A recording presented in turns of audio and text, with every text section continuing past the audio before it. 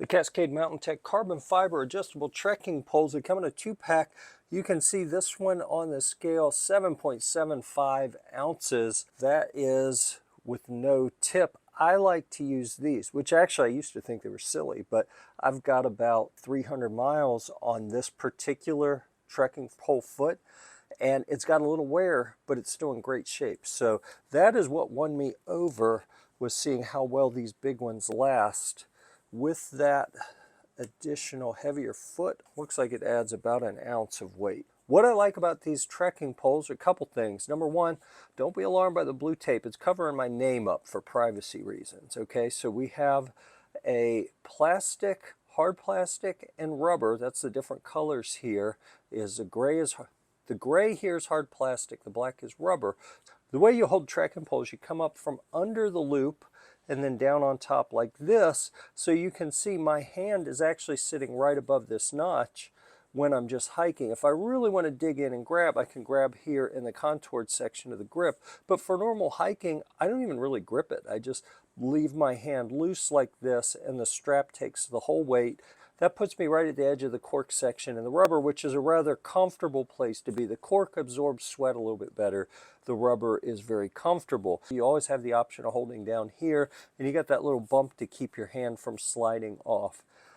You can't see any of the carbon fiber in here because they have this neat little topo map kind of design over the top. Oh, here's one of my favorite features. Look at this.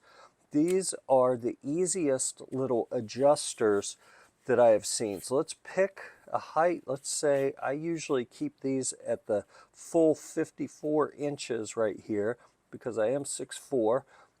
You put it in place and you turn it to lock it. If it's a little too loose, you unlock it. If we flip over, we have a little dial here, and you can rotate that to tighten it a little bit and then clamp it down.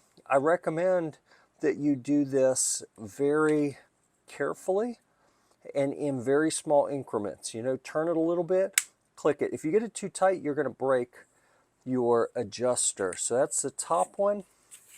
There is another one of those down here for the bottom section, which gives you an additional section of length that you can pull out.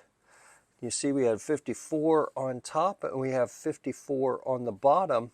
So when you match those up, you can get the height right. I like to have the top, which is larger diameter, at full extension, and then adjust the bottom to where I like it and then lock it in place. All right, when you're done using them, or say you are in a section of trail where you don't need them, you can fold them up and stow them in your pack or tie them onto your pack. This pair of trekking poles has about 600 miles of backpacking in very, very rugged country on them. You can see the bulk of them looks almost brand new. Like this whole section here looks great. You can see a little wear up here, but they're still holding together pretty well. Where you can actually see some significant wear is just in the surface down in this lower section, but still, I don't see any damage. 600 miles of trail use. They look pretty good.